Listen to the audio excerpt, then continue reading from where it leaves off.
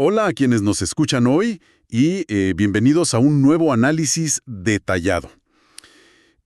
Cuando pensamos en el rol de la mujer en la Edad Media, la historia casi siempre nos presenta un panorama pues súper asfixiante y extremadamente estructurado. Es útil imaginarlo como si la sociedad medieval solo tuviera dos cajas muy rígidas disponibles. Ajá, dos opciones nada más. Exacto, o sea, en la primera caja está el matrimonio tradicional. Y al entrar ahí, la mujer pasaba a ser, a efectos prácticos y legales, básicamente propiedad de un esposo, sin capacidad para firmar contratos o decidir sobre su propio patrimonio. Y la segunda caja, pues era el convento.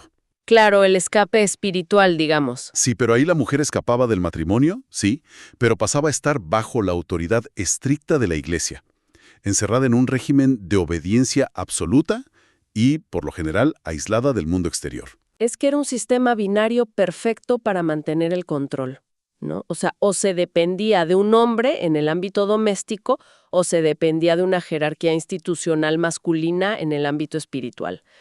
La independencia real, entendida como esa capacidad jurídica y económica de trazar un camino propio, pues sencillamente no figuraba en el menú de opciones para las mujeres de esa época. Porque la gran pregunta es, ¿qué pasa si un grupo de mujeres decide que ambas cajas son inaceptables? Que no quieren ninguna de las dos. Exacto. ¿Qué ocurre cuando en pleno medievo deciden construir su propia caja desde cero? Hoy vamos a sumergirnos en la historia oculta de las Bellinas, una sociedad de mujeres que logró lo impensable. Lograron hackear el rígido sistema medieval, crear microciudades independientes y operar al margen de las autoridades por casi 900 años. 900 años es una locura. Y el objetivo de este análisis es precisamente desarmar la mecánica de esa hazaña. Porque no se trató de una simple casualidad histórica. Vamos a explorar los vacíos legales que aprovecharon, el motor económico que construyeron para no depender de nadie y cómo su modelo de innovación social demostró una resiliencia tan asombrosa que su legado sobrevivió increíblemente hasta el siglo XXI. Bueno, vamos a desempacar esto porque, para entender el nivel de audacia que requería independizarse en la Europa medieval, primero hay que mirar el caos demográfico que sirvió como catalizador. El material de National Geographic nos sitúa en la región de Flandes, o sea, lo que hoy sería Bélgica y los Países Bajos, allá por los siglos XI y XII. Y el evento que rompe el frágil equilibrio de esa sociedad son las cruzadas. Claro, es que las cruzadas no solo fueron expediciones militares, o sea, fueron un terremoto demográfico. En la región de Flandes, el impacto fue devastador. Una cantidad masiva de hombres partieron hacia Tierra Santa, y la estadística brutal es que un altísimo porcentaje jamás regresó. Ya sea por combate o enfermedades. Exacto, por el combate, las enfermedades, o simplemente porque se establecieron en otras tierras y nunca volvieron.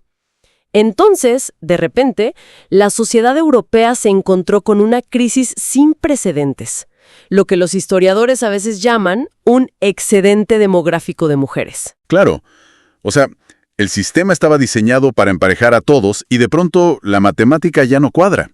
Hay miles de mujeres solteras y viudas que por pura estadística pues no tienen posibilidades reales de entrar en la caja del matrimonio. Pero aquí me surge una duda razonable. Si no había maridos, ¿por qué no acudieron todas a la segunda caja? ¿Por qué no simplemente llenar los monasterios y convertirse en monjas? Pues porque la caja del convento tenía un costo de entrada altísimo. ¿Así? Sí. Los monasterios de la época no eran refugios gratuitos. Funcionaban casi como clubes exclusivos. Para ingresar a una orden religiosa tradicional y respetable, una mujer necesitaba aportar una dote sustancial. Claro. Tenían que pagar su entrada, básicamente. Exactamente.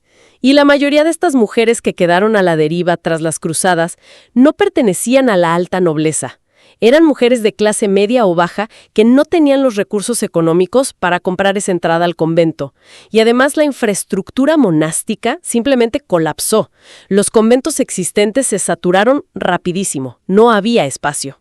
¡Wow! Entonces estamos ante un grupo demográfico enorme que está atrapado en un vacío total. No tienen maridos que las representen legalmente y no tienen el dinero para que la iglesia las acoja. Es el escenario perfecto para que la necesidad se convierta en la madre de la invención. Literalmente la necesidad de sobrevivir. Sí, y el video señala un punto de partida en el año 1173 en la ciudad de Lieja. Aparece un sacerdote llamado Beck que empieza a reunir a estas viudas y mujeres vulnerables en casas particulares para que se dediquen a labores manuales y a la contemplación. De él toman el nombre beguinas. Pero, ¿fue este sacerdote el arquitecto maestro del movimiento o simplemente les dio un empujón inicial? Lo fascinante aquí es que Beck probablemente solo intentaba aplicar un parche caritativo a una crisis local. Una curita, digamos. Sí, una curita. Él les ofreció un techo y una rutina para evitar que cayeran en la indigencia. Sin embargo, las mujeres tomaron esa estructura básica y la transformaron en una tercera vía completamente laica y revolucionaria. No se conformaron con un asilo temporal. Diseñaron una alternativa de vida sostenida que no requería aislarse del mundo tras las rejas de un monasterio ni someterse a la autoridad de un esposo. Es como si estuviéramos viendo el nacimiento de una cooperativa moderna o una comunidad intencional nacida por pura necesidad demográfica, pero en el siglo XII. Y lo que me vuela la cabeza es el mecanismo legal que utilizaron para lograrlo, porque uno se pregunta cómo diablos vivía un grupo de mujeres en su día a día sin que un obispo o un noble local llegara a decirles qué hacer. Claro, ese es el gran misterio inicial. ¿Sí? Y la respuesta está en lo que las fuentes llaman la estructura abierta y flexible o la regla de la no regla. Necesito que me expliques esto porque parece un vacío legal perfecto. Es que es una genialidad jurídica. En la Edad Media, el control sobre las mujeres religiosas se ejercía a través de los votos permanentes, que eran pobreza, castidad y obediencia. Ajá. Al tomar esos votos, una monja experimentaba lo que se consideraba una muerte civil. Perdía todos sus derechos civiles y su autonomía pasaba a manos de la Iglesia. Las beguinas, en cambio, hacían algo radicalmente distinto. Hacían promesas temporales. Espera, promesas no votos. Promesas. Ajá. Promesas de castidad y piedad, pero que solo eran válidas mientras recibieran en la comunidad. Al no hacer votos permanentes, la Iglesia no podía clasificarlas oficialmente como monjas. Wow. Y esto significaba que no caían bajo la jurisdicción estricta y aplastante del obispado. Pero al mismo tiempo, como llevaban una vida piadosa, vestían de forma modesta y rezaban, la sociedad tampoco podía tratarlas como mujeres laicas comunes a las que se pudiera acosar o forzar a un matrimonio arreglado. Estaban en una zona gris perfectamente calculada. ¡Qué astutas! O sea, mantuvieron sus derechos civiles, conservaron el estatus legal para poseer propiedades, administrar dinero y firmar acuerdos, algo que una monja perdía y una esposa entregaba a su marido. Y además podían irse cuando quisieran e incluso casarse si cambiaban de opinión años después. Y al retener esos derechos civiles pudieron escalar su experimento. No se quedaron en casas particulares por mucho tiempo. Empezaron a agrupar sus recursos, a comprar terrenos y a construir los famosos beguinajes.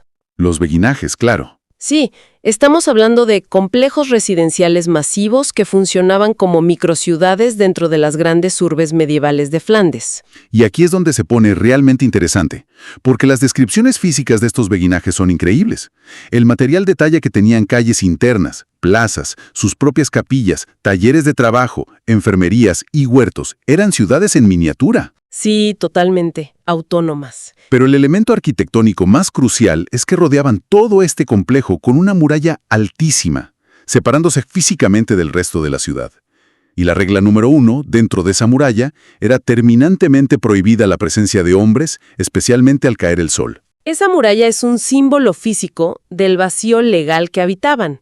Obviamente, en una época tan inestable, el muro cumplía una función de seguridad contra saqueadores o violencia callejera. Pero su propósito principal era jurisdiccional. O sea, marcar el territorio. Exacto.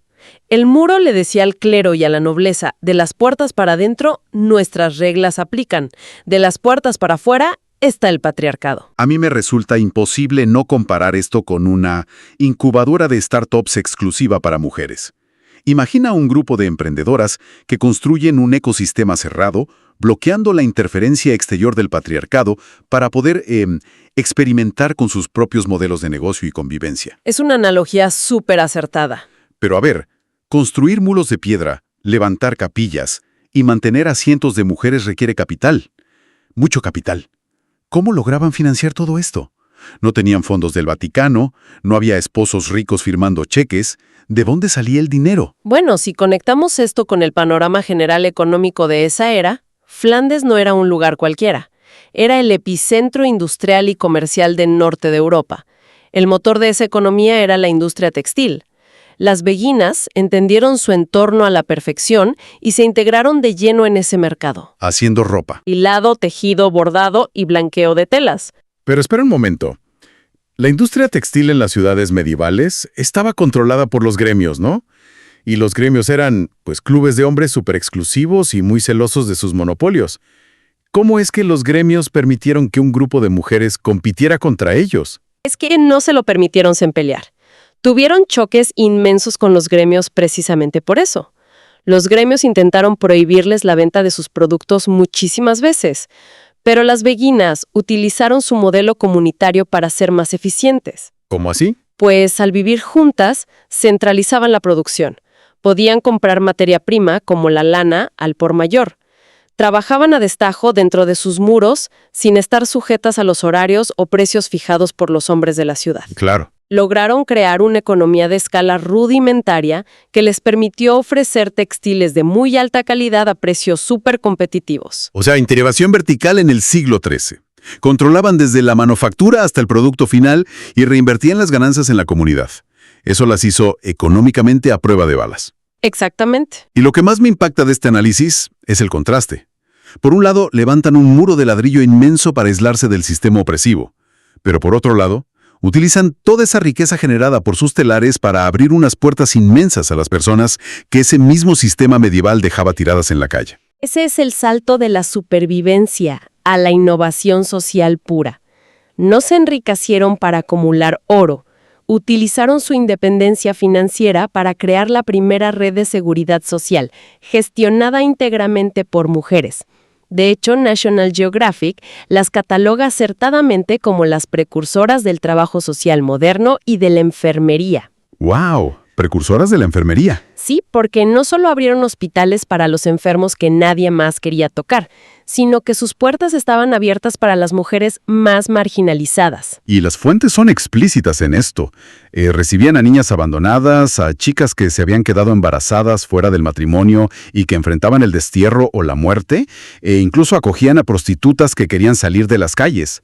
Básicamente a toda mujer que la sociedad de la época consideraba un error o una carga, las beguinas le decían: entra aquí, hay un telar, hay comida, estás a salvo. Es una labor de empatía que desafía por completo la mentalidad punitiva de la época. Y fueron pioneras en algo aún más peligroso para el statu quo: la educación femenina. Cierto, la educación. Dentro del beguinaje no solo enseñaban a rezar, enseñaban a leer, a escribir, música, administración básica y, por supuesto, oficios manuales. Estaban transfiriendo las herramientas de la independencia a la siguiente generación de mujeres. Su reputación de excelencia y caridad creció tanto que traspasó fronteras. Incluso el rey Luis de Francia las invitó a instalarse en París. El rey de Francia. Sí, porque las ciudades se daban cuenta de que las beguinas resolvían problemas sociales que los gobernantes eran incapaces de manejar. Ese es como el punto máximo de su luna de miel con el poder establecido. Reyes pidiéndoles que abran sucursales de su startup caritativa. Pero claro, detengámonos a observar el panorama. Tenemos miles de mujeres altamente educadas que controlan su propio dinero, que operan sin supervisión masculina, que interpretan las escrituras por sí mismas y que prosperan económicamente. Una bomba de tiempo para la Edad Media. Totalmente. Históricamente hablando, la tolerancia institucional hacia mujeres libres tiene una fecha de caducidad muy corta. ¿En qué momento las autoridades deciden que ya fue suficiente? El punto de quiebre llega cuando las beguinas cruzan la línea invisible entre la caridad y la teología. Mientras se limitaran a lavar enfermos y tejer sábanas, la Iglesia podía tolerarlas e incluso, atribuirse el mérito de su piedad. Pero el problema surgió cuando empezaron a producir pensamiento intelectual propio. Ahí se metieron en el terreno de la Iglesia. Exacto. El caso más ilustrativo y trágico que menciona la investigación es el de Margarita Porete, a principios del siglo XIV. Hablemos de Margarita Porete porque su historia es escalofriante y revela mucho sobre el verdadero miedo de la Inquisición. Ella no era una simple tejedora, ¿verdad? No, no. Era una intelectual, una mística y una escritora brillante dentro del movimiento. Margarita escribió un libro titulado El espejo de las almas simples y cometió dos crímenes imperdonables para la iglesia de su tiempo. A ver, ¿cuáles? El primero fue escribirlo en francés antiguo, es decir, en el idioma del pueblo, en lugar del latín. Claro, para que la gente común lo entendiera. Exactamente. Esto significaba que cualquier persona alfabetizada podía leerlo sin depender de un sacerdote que le tradujera o le interpretara a Dios. Y el segundo crimen fue el contenido. Argumentaba que un alma llena de amor divino no necesitaba la iglesia, ni sus rituales, ni sus intermediarios para alcanzar a Dios. ¡Wow! Estaba cortando al intermediario por completo. Literal. Básicamente estaba diciendo, no necesitamos la burocracia eclesiástica, podemos tener una línea directa con lo espiritual. Eso ya no es solo innovación social, es una amenaza directa al monopolio del poder que tenía el clero. Y esto plantea una pregunta importante sobre cómo operan los sistemas hegemónicos, o sea, cómo toleran la caridad pero castigan la autonomía. El inquisidor francés Guillermo de París no persiguió a Margarita simplemente por ser una mujer que escribía.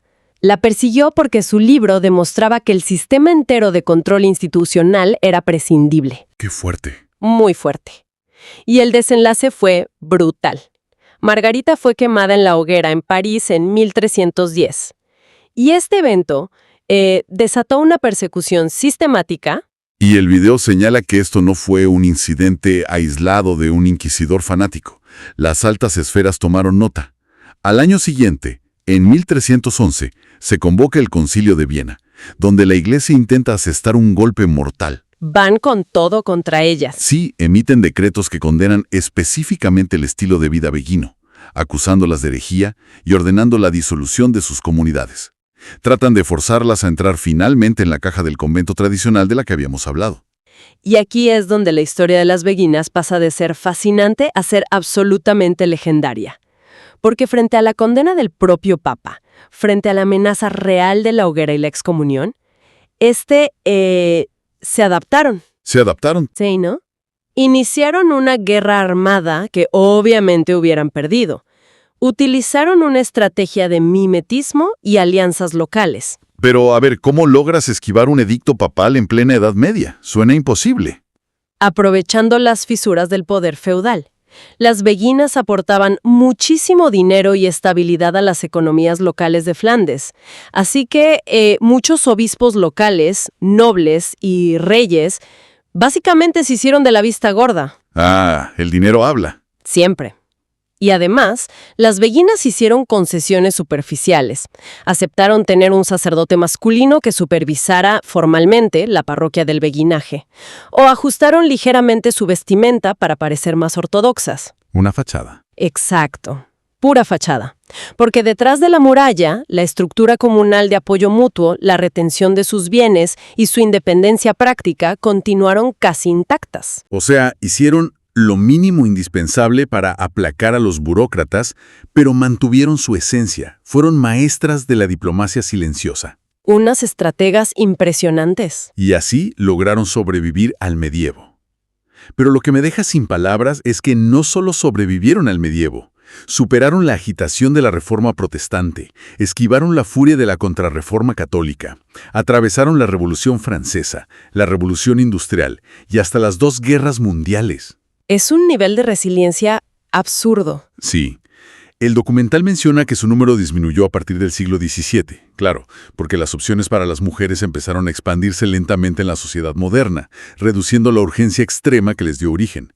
Pero la institución como tal no murió. Es un testimonio deslumbrante de adaptabilidad. Su flexibilidad original, esa regla de la no regla, fue lo que les permitió mutar y ajustarse a cada época sin romperse.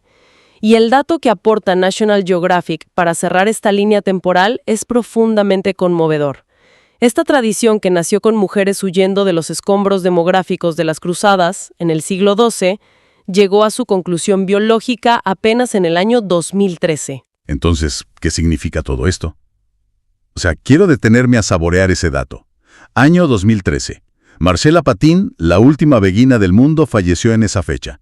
Eso significa que una institución medieval laica creada por mujeres coexistió en la misma línea de tiempo con el Internet, la exploración espacial y los teléfonos inteligentes. Sí, se dice fácil, pero es increíble. Hace apenas un suspiro histórico que caminó por este planeta la última representante de este movimiento.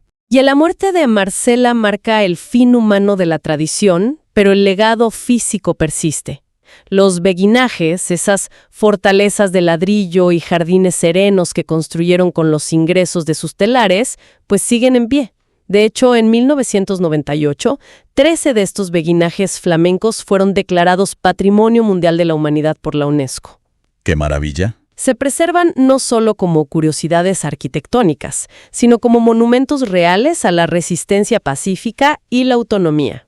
¡Qué viaje más denso y espectacular! Quiero hacer una pausa para recapitular la magnitud de lo que hemos explorado hoy. Partimos de una crisis devastadora en el año 1173, con viudas sobreviviendo a las cruzadas y empujadas a la indigencia por un sistema binario que no tenía lugar para ellas. Ajá, las dos cajas rígidas. Exacto.